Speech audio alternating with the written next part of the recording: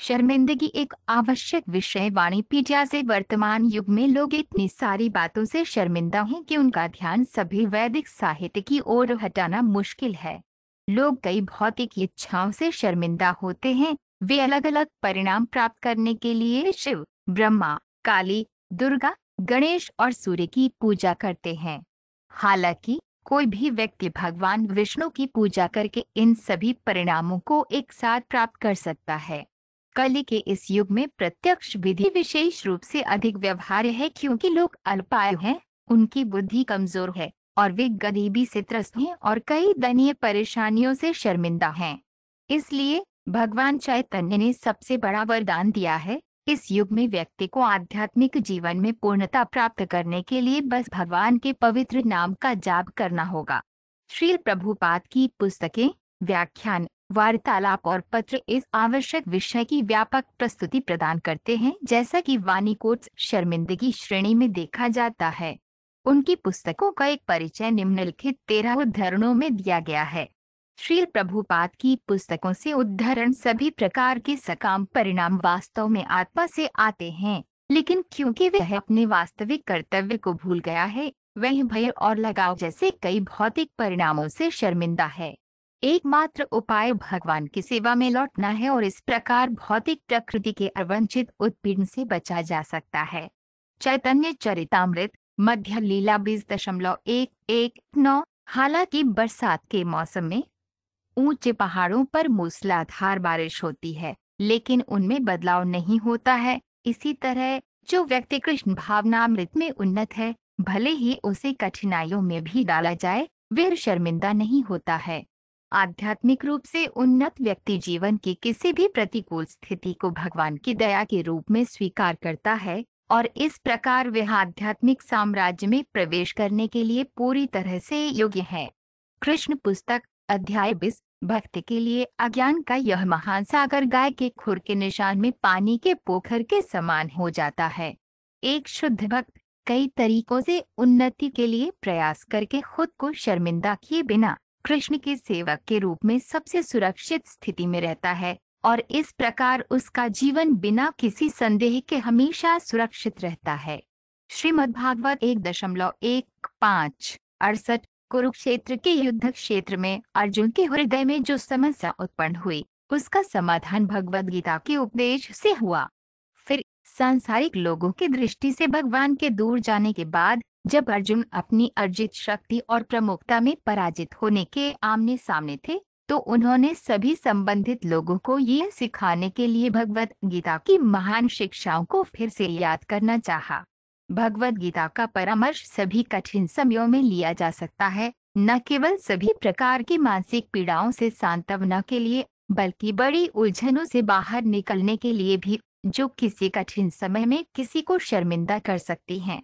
श्रीमद्भागवत 1.15 27। कली के इस युग में प्रत्यक्ष विधि विशेष रूप से अप्रत्यक्ष की तुलना में अधिक व्यवहार्य है क्योंकि लोग अल्पायु हैं, उनकी बुद्धि कमजोर है और वे गरीबी से त्रस्त हैं और कई दयनीय परेशानियों से शर्मिंदा हैं।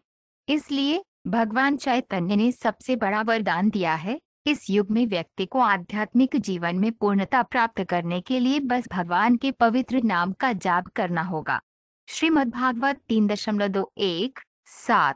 कलयुग में खाद्यान्न और घी की उपलब्ध मात्रा धीरे धीरे कम होती जा रही है और लोग इस बात से शर्मिंदा हैं कि वे पर्याप्त घी और खाद्यान्न का उत्पादन नहीं कर पा रहे हैं। इन परिस्थितियों में शास्त्र आदेश देते हैं, यज्ञ संकीर्तन प्राय जनति ही सुमेध से SB 11.5 32। इस युग में जो लोग बौद्धिक हैं वे संकीर्तन आंदोलन के माध्यम से यज्ञ करते हैं या बलिदान करते हैं। हर किसी को संकीर्तन आंदोलन में शामिल होना चाहिए और इस आंदोलन की अग्नि में अपने ज्ञान और धन की आहुति देनी चाहिए। श्रीमद्भागवत 7.14 17। ये भौतिक संसार केवल एक शर्मिंदगी है और खुशी, संकट, लगाव, शत्रुता और ईर्ष्या के रूप में प्रस्तुत क्लेशों से बना है। कुल मिलाकर ये केवल क्लेश और दुख से भरा है। जब कोई व्यक्ति पत्नी के प्रति आसक्ति और काम वासना के कारण अपनी बुद्धि खो देता है, तो उसकी संपूर्ण चेतना प्रदूषित हो जाती है। इस प्रकार वे केवल महिलाओं के सहयोग के बारे में ही सोचते हैं।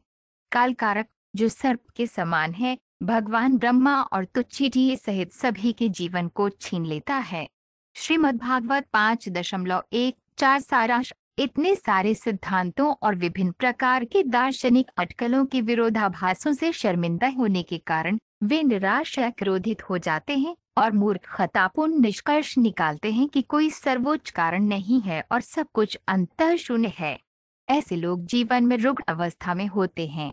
कुछ लोग भौतिक रूप से अत्यधिक आसक्त होते हैं और इसलिए आध्यात्मिक जीवन पर ध्यान नहीं देते हैं। उनमें से कुछ सर्वोच्च आध्यात्मिक कारण में विलीन होना चाहते हैं और उनमें से कुछ हर चीज में अविश्वास करते हैं। निराशा के कारण सभी प्रकार की आध्यात्मिक अटकलों पर क्रोधित होते हैं। भगवद गीता 4.10। कोई भी व्यक्ति जिसने अस्थायी शरीर और अस्थायी गृहस्थ जीवन स्वीकार कर लिया है, वह निश्चित रूप से चिंता से शर्मिंदा है, क्योंकि वह एक अंधेरे कुएं में गिर गया है जहां पानी नहीं है, केवल पीड़ा है। मनुष्य को ये पद त्याग कर वन में चले जाना चाहिए। अधिक स्पष्ट रूप से व्यक्ति को वृंदावन जाना चाहिए, जहां केवल कृष्ण चेतना प्रचलित है, और इस प्रकार भगवान की शरण लेनी चाहिए। श्रीमद्भागवत 7.5.5। भौतिक अस्तित्व में रहते हुए भवाम अश्रित, एक व्यक्ति जो गलत को सही से अलग करने में पूरी तरह से सक्षम है, उसे जीवन के उच्चतम लक्ष्य को प्राप्त करने का प्रयास करना चाहिए जब तक कि शरीर मजबूत है और घटने से शर्मिंदा नहीं होता है। श्रीमद्भागवत 7.6.5। कोई यह प्रश्न कर सकता है कि यदि कोई पारिवारिक मामलों के विचारों से शर्मिंदा होता है, तो वह हमेशा भगवान के नाम, प्रसिद्धि, गुणवत्ता आदि के बारे में कैसे सोच सकता है। भौतिक संसार में हर कोई अपने परिवार का पालन पोषण कैसे करे, अपनी संपत्ति की रक्षा कैसे करें, दोस्तों और रिश्तेदारों के साथ तालमेल कैसे रखें आदि विचारों से भरा हुआ है। इस प्रकार वे हमेशा भय और विलाप में रहता है, यथास्थिति बनाए रखने की कोशिश करता है। श्रीमद्भागवत 3.9.6। वैदिक ज्ञान इस बात की पुष्टि करता है कि व्यक्ति अज्ञानता के कारण इस भौतिक जीवन में उलझ जाता है और तथ्यात्मक ज्ञान में स्थित होकर व्यक्ति भौतिक शर्मिंदगी से मुक्त हो सकता है। सांख्य का अर्थ है वह तथ्यात्मक ज्ञान जिसके द्वारा व्यक्ति भौतिक जंजाल से बाहर निकल सकता है। श्रीमद्भागवत 3.24.38। संन्यास या भौतिक गृहस्थ जीवन का त्याग, कृष्ण चेतना में पूर्ण शोषण और स्वयं में विसर्जन की आवश्यकता है।